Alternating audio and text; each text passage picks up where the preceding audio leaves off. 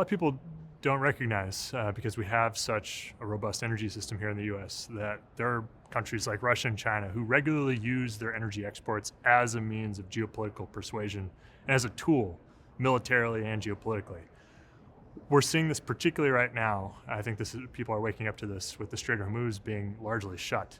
What nuclear can help do is add, for the first time, a means of providing a fuel-secure, zero-carbon, energy-abundant, firm capacity resource that doesn't make compromises, that is something that can be readily exported to US allies.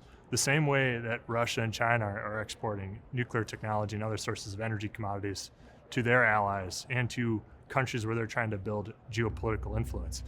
We in the US need to think the same way. We in the West need to think the same way, because if we're not going to do it, China and Russia are going to do it. And it is fundamentally going to change the way countries vote and make decisions longer term.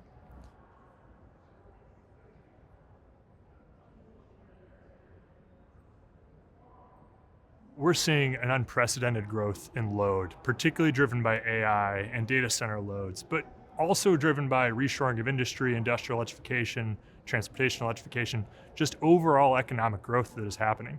AI is just simply the latest, and I think perhaps the poster child of what economic growth looks like that drives such significant load growth. Right now we're seeing a lot of gas infrastructure get built to meet this load, because that is the available turnkey firm capacity solution that can deliver that dispatchable baseload power that those data centers need.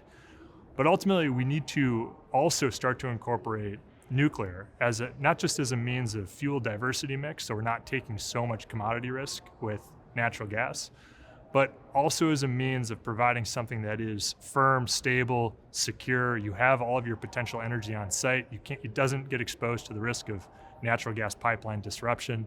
It is also a zero carbon resource that is very energy abundant, very dense. It adds a complement of attributes that, frankly, the hyperscalers really need to think about. I'd also put it this way.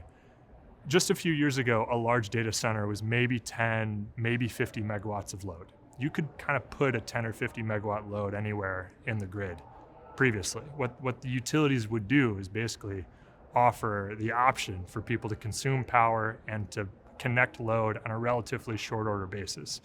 Now, a data center is easily in the multiple gigawatts that are getting talked about. That is a point load that you can't just put anywhere on the grid.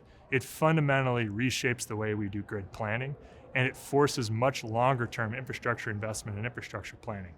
Energy is now existential to the growth of these large tech companies and these AI behemoths. What is fundamentally going to throttle their growth is the ability to access firm capacity.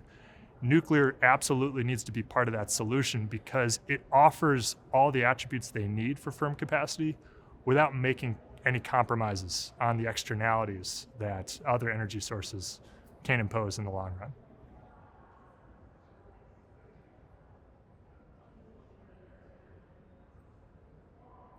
It's, I think, not widely known, no, it's not a secret, but it's not widely known that every nuclear plant that's ever been built in the West, and frankly around the world, has been built on the backs of government backstops, ratepayer backstops. Every nuclear plant has been government financed. That is not how we can grow them long term. That is not how we finance wind and solar and natural gas. We need to move nuclear into the place where it can be project financed for the first time. No nuclear plant has ever been project financed, not really. So what we're doing at Blue Energy is we are focused on that challenge of providing the world its very first project financeable turnkey nuclear power product that can be readily deployed anywhere in the world. Why that is so significant is, for the first time, you have a fuel secure, firm capacity, dispatchable generation resource that also doesn't produce any emissions and can be put anywhere. It doesn't require a CO2 sequestration repository. It doesn't require a geothermal vent. You can put nuclear anywhere, you can permit it.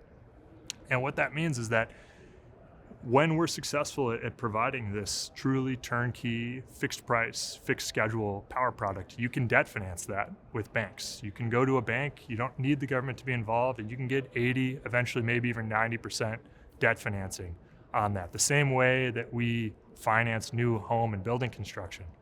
That would be a huge unlock for the nuclear power sector. It would change energy markets globally.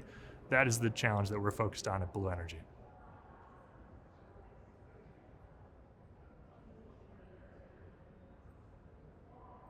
We've announced that in partnership with Crusoe, we're in the process of diligencing a site in the Port of Victoria, Texas.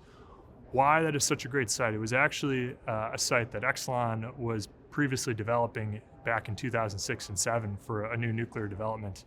It's a very supportive community, and it's a place where we've done a lot of diligence already for deploying new nuclear capacity.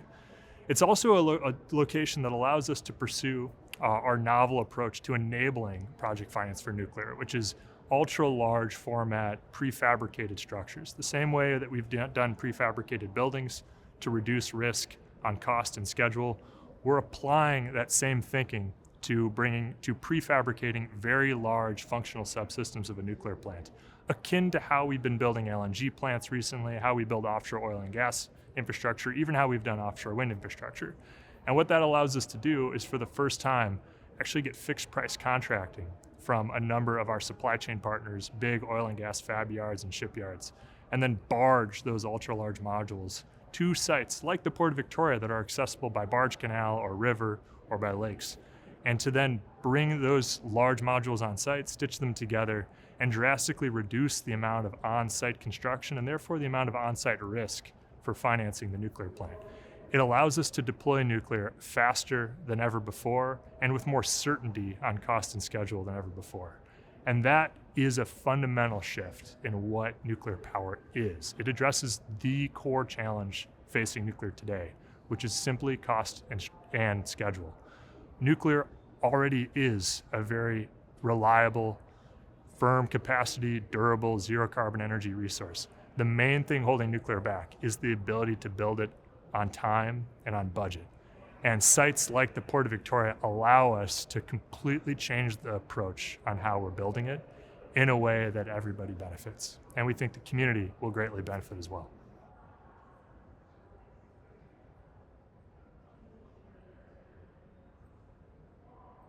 We're doing two things to reduce risk on building new nuclear. One is, and this is the core thing we're doing, is we're designing the plant to be entirely prefabricated offsite using ultra large form factors more often seen in oil and gas and LNG. The second thing we're doing is we have designed the plant to be built out of sequence. We're building the balance of plant first. So we're building the steam turbine system, condensers, interconnection, cooling towers, and everything. And then we are energizing that balance of plant early with combustion turbines and operating it as a combined cycle natural gas plant. This allows us to do three things. It accelerates our commercial operation date, it decouples the nuclear risk from first power risk for the off-taker, and it reduces our cost of equity and our cost of debt on half the capex for the first nuclear plant. Then we are splicing in the nuclear steam supply system. We are switching the steam pipes from the heat recovery steam generators and the gas turbines to the nuclear reactor. And then we are switching the gas turbines to simple cycle mode, acting as a peaker or a backup power plant. So we're still getting a lot of useful life out of those assets. This will represent truly the first fossil to nuclear conversion, the first gas to nuclear conversion, where we are actually using some of the same facilities and same infrastructure for both the gas plant phase of operations and then later as the nuclear operations.